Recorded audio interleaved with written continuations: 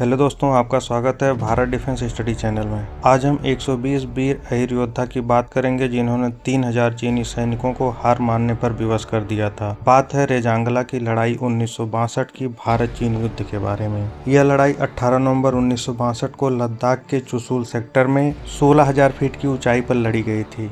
भारतीय सेना की 13वीं कुमाऊं रेजिमेंट की चार्ली कंपनी ने मेजर शैतान सिंह के नेतृत्व में चीन की विशाल सेना का डटकर मुकाबला किया। चार्ली कंपनी में ज्यादातर अहीर योद्धा थे। यह लड़ाई विश्व सैन्य इतिहास की सबसे प्रेरणादायक घटनाओं में से एक मानी जाती है, जहां 120 भारतीय सैनिकों ने 1300 से अधिक चीनी सैनिकों को मार गिराया और 3000 से ज्यादा को पीछे हटने पर मजबूर कर दिया। आइए इसकी पूरी कहानी विस्तार से जानेंगे। 16,000 फीट की ऊंचाई पर हवा में ऑक्सीजन सिर्फ 40% थी, तापमान -30 डिग्री। यहाँ इंसान का जीना भी मुश्किल है, मरना तो दूर की बात है। फिर भी 18 नवंबर 1962 की सुबह 120 भारतीय सैनिकों ने यही फैसला किया कि हम मर सकते हैं पर पीछे नहीं हटेंगे। यह कहानी है रेजांगला की, जहाँ हर गोली के जवाब में एक जान कुर्बान हुई और जहाँ भारत की आन बान शान ने बर्फ पर लाल रंग लिख दिया।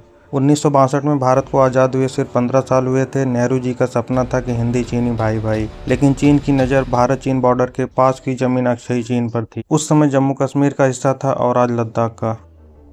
अक्टूबर 1962 में चीन ने दो तरफ से हमला किया, पूर्वोत्तर और लद्दाख से। लद्दाख में चुशूल घाटी का रास्ता था रेजांगला दर्रा। अगर यह दर्रा टूटता तो चुशूल एयरफील्ड चला जाता और फिर पूरा लद्दाख। इसी दर्रे पे तैनात थी 13वीं कुमाऊं रेजिमेंट की चार्ली कंपनी, जिसके कमांडर थे मेजर शैतान सिंह। उनकी कंपनी में ज्यादातर जवान हरियाणा के अहिरवार बेल्ट के किसान थे, जो रेवाड़ी, महेंद्रगढ़, गुड़गांव, अलवर जैसे गाँव से थे। ये लोग पहली बार इतनी ऊंचाई पर आए थे और इनके पास पुराने हथियार 303 बोल्ट एक्शन राइफलें थी। गोला बारूद भी सीमित संख्या में थे। उनकी सहायता के लिए कोई आर्टिलरी या कोई एयर सपोर्ट नहीं था। फिर भी इनके सीने में था अहीरों का जज्बा और हिंदुस्तान की मान। 17 नवंबर 1962 की रात में तापमान था -28 डिग्री।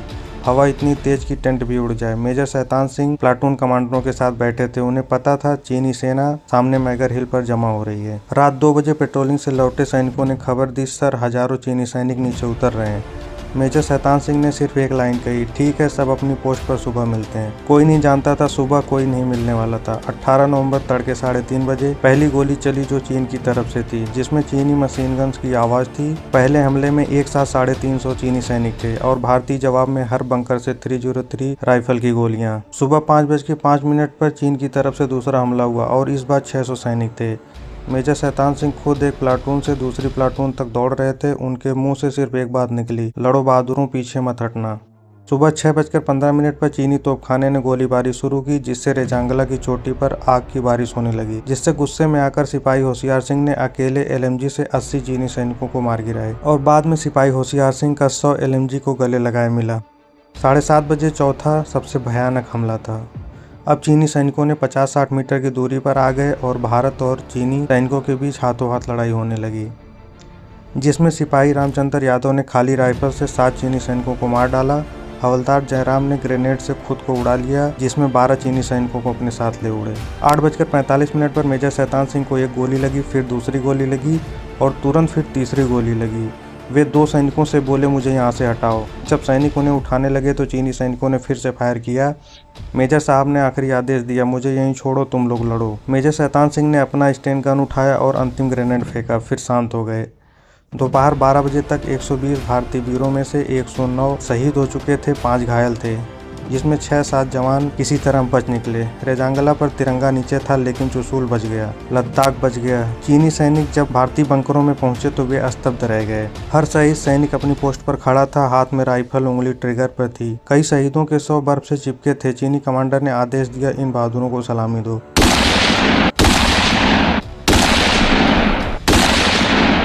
उन्होंने हर शहीद के 100 पर कंबल डाला, बंदूकें सलामी की पोजीशन में खड़ी की। एक शहीद के पास एक चिट्ठी लिख के छोड़ी, these braves man fought to the last. चीनी रेडियो बीजिंग ने कहा, रेजांगला में हमने सबसे ज़्यादा सैनिक खोए। मेजर शैतान सिंह को मरणोपरांत परमवीर चक्र मिला और उनकी कंपनी को परमवीर चक्र, वीर चक्र, सेना मेडल और मेंशन इन डिस्पैचेज मिला। आज चुशूल में अहीर धाम रेजांगला स्मारक है। हर साल 18 नवंबर को रेजांगला शौर्य दिवस मनाया जाता है। हरियाणा में बच्चे का नाम भी रेजांगला रखा जाता है। आज भी जब बर्फ पिघलती है रेजांगला में तो लाल रंग दिखता है। वह खून नहीं, भारत का गर्व है, जो कहता है हम 120 थे, पर हमारी वजह से लाखों भारतीय आज आज़ाद हैं। जय हिंद, जय भारत।